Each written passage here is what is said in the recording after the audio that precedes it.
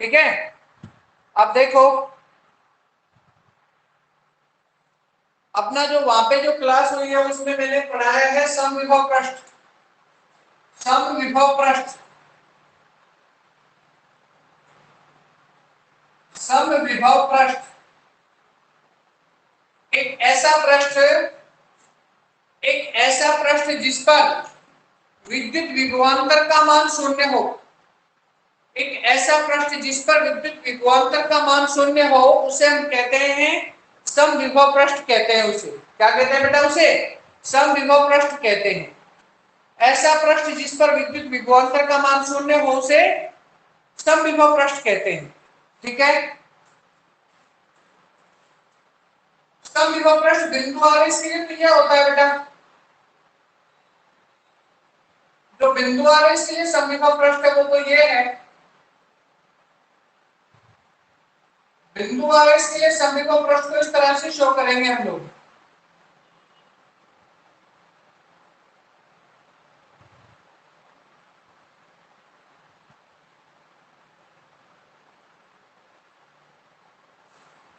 इस तरह से यहाँ पे क्यू चार्ज को बिठा दिया और ये चारों तरफ एक समान विभव हो गया। बिंदु आवेश के लिए समविभव पृष्ठ हो गया। ये बिंदु आवेश के लिए समविभव पृष्ठ हो गया। ठीक है बेटा। बाकी यदि अपने पास आवेशों का निकाय हो, यदि अपने पास आवेशों का निकाय हो, बेटा केवल आजाद जी बता रहा हूं मैं ये, क्योंकि ये आप लोगों का जो नुकसान हुआ मेरी वजह से हुआ है यहाँ पे, क्योंकि मैंने आप लोगों को इस पे बुला लिया था। इसमें से उस नुकसान की पूर्ति कर देते हैं, कल से जूम पे चलेंगे हम लोग, है ना। इसके बाद फिर आवेशों का यदि निकाय हो तो उस पर विद्युत विभव का मान कैसे शो करेंगे हम लोग? इस तरह से।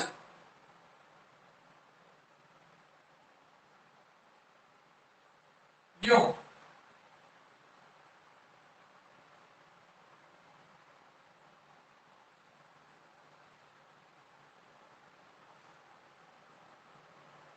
इस तरह से शो करें। यहाँ पे प्लस आवेश, क्योंकि प्लस दाता होता है और माइनस ग्राही होता है, और यहाँ पे विद्युत क्षेत्र की तीव्रता की दिशा। यहाँ पे क्या? विद्युत क्षेत्र की तीव्रता की दिशा। ठीक है। अब इसकी विशेषताएं सुनो भाई। इस समविभव पृष्ठ की विशेषताएं सुनिए। क्या क्या विशेषताएं होती है इसमें, क्या क्या स्पेशलिटीज होती है।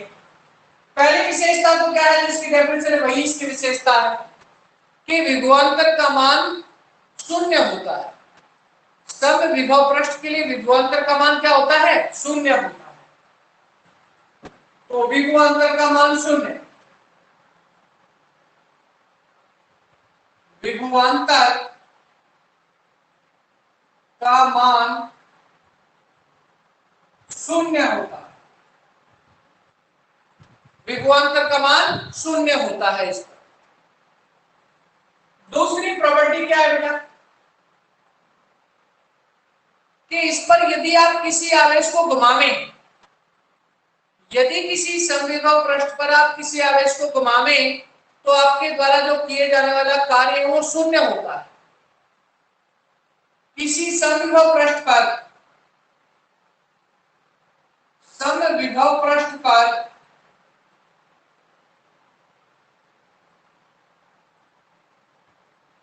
आवेश को घुमाने के लिए शून्य कार्य करना होता है। समविभव पृष्ठ पर आवेश को घुमाने के लिए, आवेश को घुमाने के लिए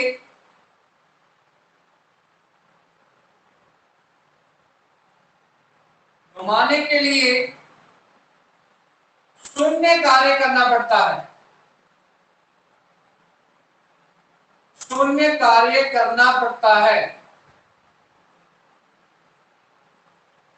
जीरो कार्य होता है बेटा, अर्थात कोई कार्य नहीं करना पड़ता। वास्तविकता यह है।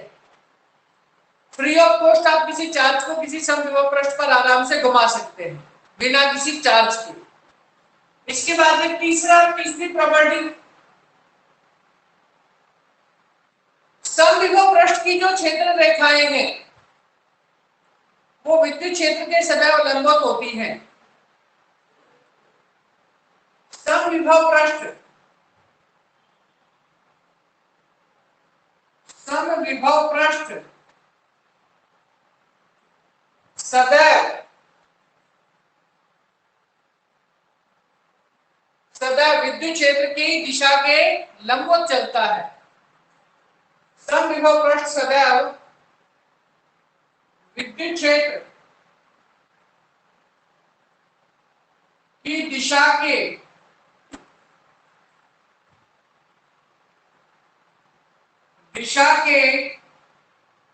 लंबवत होता है।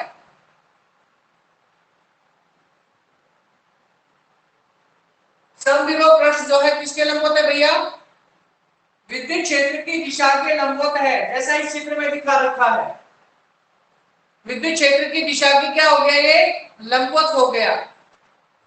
इसके बाद में चौथी प्रॉपर्टी और अंतिम प्रॉपर्टी, दो समविभव पृष्ठ कभी भी एक दूसरे को नहीं काटते हैं। दो समविभव पृष्ठ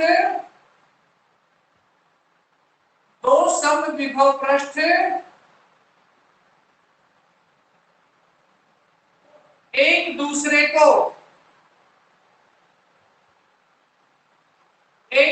को कभी नहीं काटते हैं, एक दूसरे को कभी नहीं काटते हैं,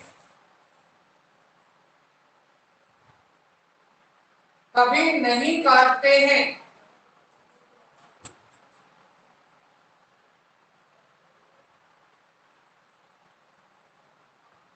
और इसके पीछे कारण क्या बेटा नहीं काटने के पीछे?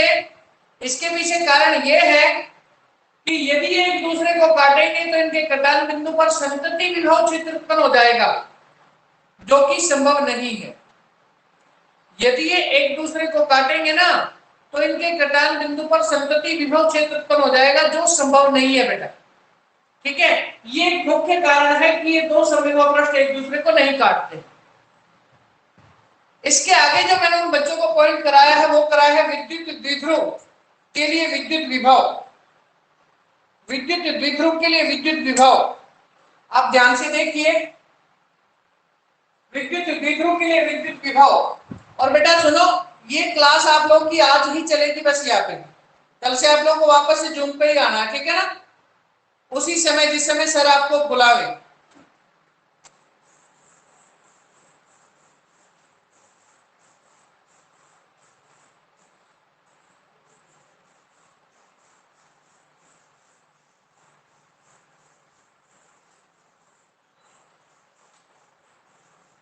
विद्युत द्विध्रुव के विद्युत विभव बेटा, अपना पॉइंट क्या है? विद्युत द्विध्रुव, विद्युत द्विध्रुव के लिए विद्युत विभव।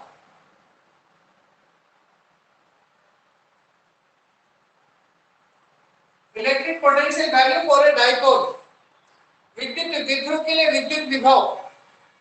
देखिए, ये अपने पास हो गया मान लो एक द्विध्रुव, ये बिंदु A हो गया और ये बिंदु B, थोड़ा ज्यादा बड़ा कर दिया, इसको थोड़ा छोटा कर लेते हैं। ये बिंदु B हो गया, यहां बीच में यहां पर बिंदु O हो गया, इस पर निरक्ष बना दो भाई, इस पर ये निरक्ष बना दिया।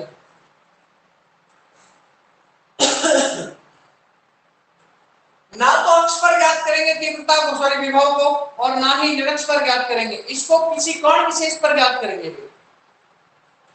तो ये जो कोण है वो मान लो कि यहां है,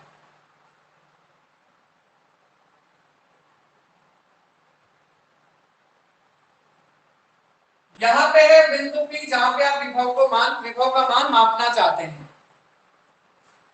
देखिए,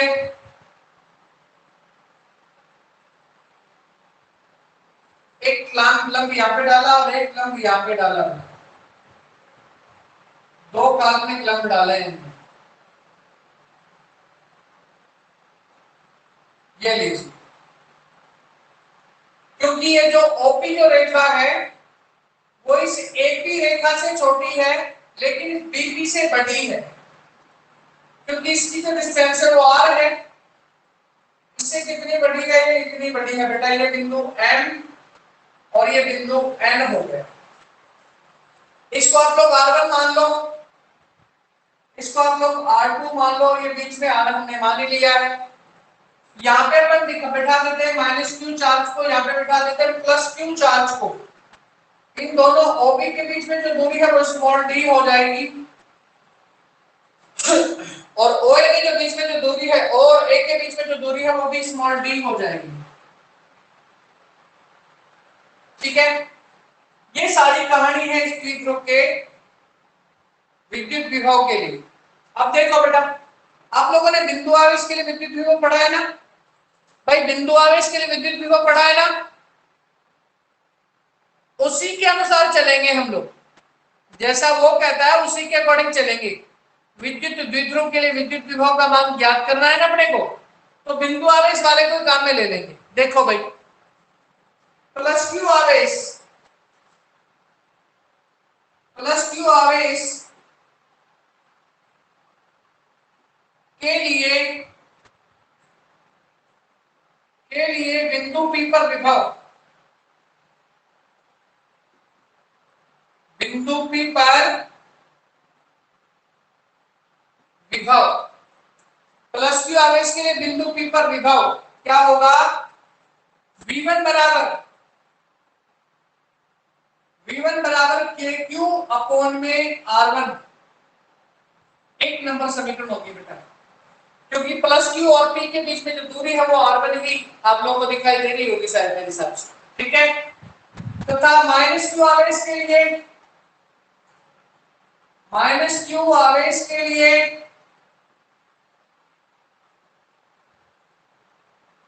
माइनस क्यू आवेश के लिए बिंदु P पर विभव, P पर विभव V2 बराबर माइनस के क्यू अपॉन में R2। समीकरण 2 हो गया। समीकरण 1 और 2 दोनों से ही कुल विभव तो ज्ञात करना है। कुल विभव, कुल विभव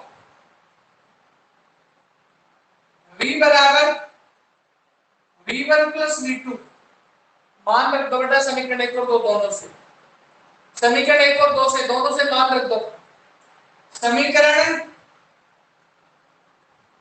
1 तथा 2 से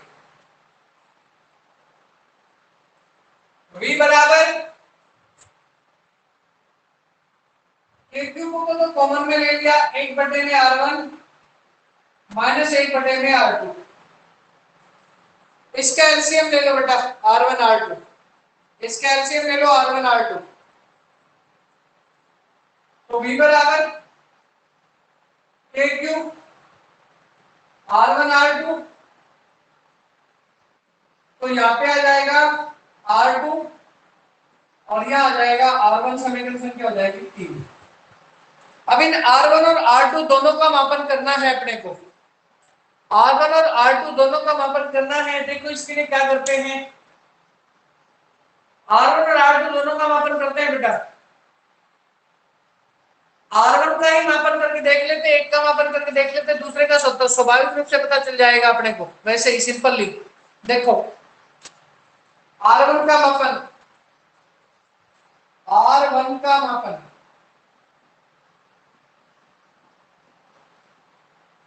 या फिर R2 का मापन करके दिखाऊं भाई? R2 का मापन करके दिखाएं क्या? उस क्लास में R1 का मापन किया था, मैं इसमें R2 का मापन करके दिखा देता हूं। R2 का मापन, फिर मुझे अपने पास बेटा AOP, इसको काम में ले रहा हूं मैं। फिर मुझे AOP से, फिर मुझे AOP से बेटा जो OP रेखा है ना उससे कितनी बड़ी है? AN के बराबर बड़ी है। चाहे आप R1 का मापन कर ले, चाहे R2 का मापन कर ले, केवल चिन्ह बदलेंगे बेटा, इससे ज्यादा कुछ नहीं बदलेगा। केवल क्या बदलेंगे? चिन्ह बदलेंगे, इससे ज्यादा कुछ नहीं बदलेगा, पैटर्न सेम रहेगा। देखो त्रिभुज एओपी से एपी बराबर, एपी का जो मान है वो एनपी और एएन दोनों के बराबर है बेटा, एनपी प्लस में एएन, ठीक है। अब एनपी का जो मान है वो किसके बराबर है, ओपी के बराबर, चूंकि एनपी बराबर ओपी, इसलिए एपी बराबर ओपी प्लस में एएन, एपी बराबर में ओपी प्लस में एएन। तो चल दो बेटा, एपी का जो मान है वो R2, ओपी का जो मान है वो R प्लस में एएन। अब अपने को मापना है बेटा एएन केवल, अपने किसको मापेंगे, एएन को मापेंगे। देखो छोटा त्रिभुज अपने पास ओ एन ए या फिर ओ ए एन, जिस तरह से इसमें यहाँ पे कौन थीटा बन रहा है, ये कौन थीटा बन रहा है ना, जैसे इस यहाँ पे, ठीक उसी तरह से यहाँ पे भी कौन थीटा बन सकता है, यहाँ पे भी कौन थीटा बन सकता है, ठीक है।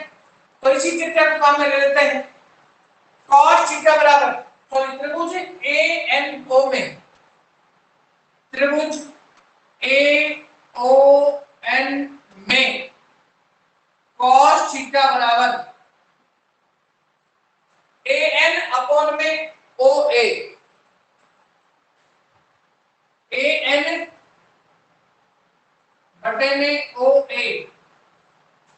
तो ए एन बराबर क्या हो जाएगा बेटा, ए एन बराबर क्या हो जाएगा,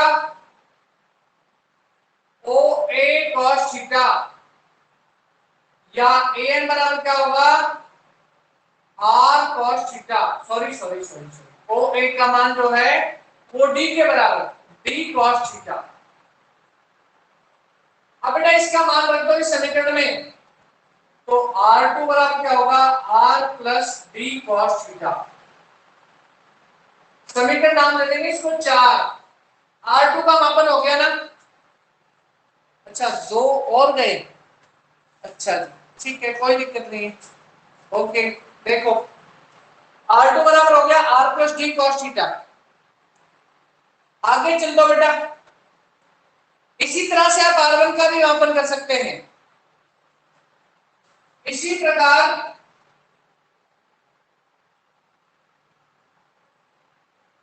R1 बराबर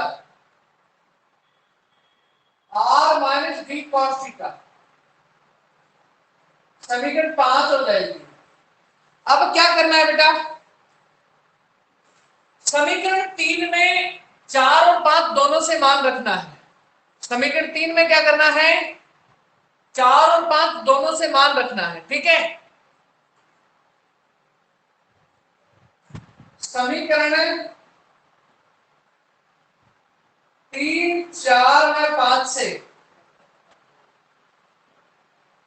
समीकरण 3 4 5, v बराबर के क्यू, नीचे लिखो R1 R2 का मान R square minus D square cos square theta, ठीक है। पहले मान किसका रखना है बेटा, R2 का, तो R2 का मान अपने पास समीकरण 4 में है ना, रखो R plus D cos theta minus का निशान R, इस बीच वाले माइनस की वजह से बेटा इसका जो माइनस है ना ये वाला, ये माइनस हट जाएगा, R plus D cos theta, R से R कट जाएगा, डी cos थीटा कितने हो गए भाई, धीरज आप बताओ, डी cos थीटा कितने हो गए, 1 2 3 कितने हो गए,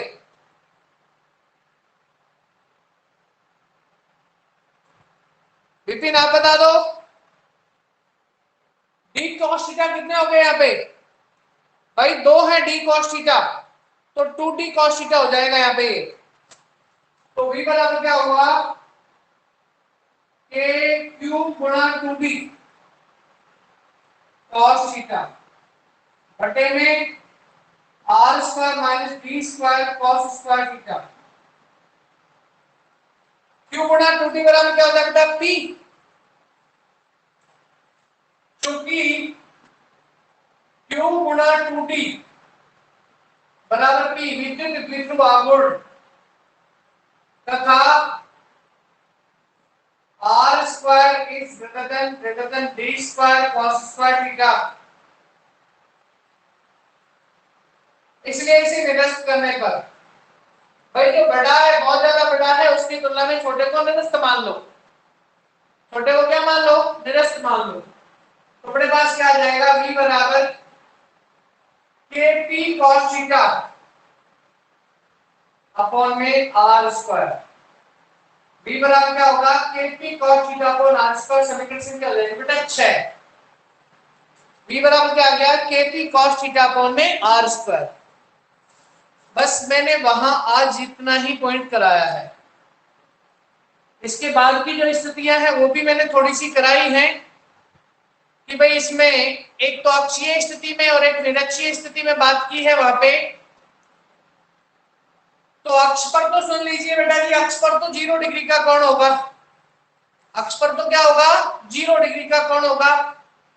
और निरक्ष पर कोण कितना होगा? 90 डिग्री का कोण होगा। देखिए अक्षीय स्थिति में अक्ष पर एंगल थीटा बराबर 0 डिग्री, cos 0 बराबर 1, तो v का मान मैक्सिमम अधिकतम मान हो जाएगा kp अपॉन r स्क्वायर। ये देखो अक्षीय स्थिति की जब आप बात कर रहे हैं तो उस समय कौन थीटा का मान 0 डिग्री और cos 0 का मान 1 और 1 से गुणा किया तो p का मान मैक्सिमम हो गया kp अपॉन r स्क्वायर। इसके बाद में जब निरक्ष की बात करें अर्थात कौन थीटा को 90 डिग्री माने, दूसरी कंडीशन निरक्ष पर थीटा बराबर 90 डिग्री तो v बराबर में 0, मिनिमम वैल्यू 0 हो जाएगी बेटा, क्योंकि cos 90 की वैल्यू 0 होती है बेटा। cos 90 की वैल्यू क्या होती है? 0 होती है। बस आज के लिए इतना ही काफी है बेटा। और कल से आप लोगों की जो क्लासेस हैं वापस से उसी पे अपने चली रही है। आप ध्यान रखें।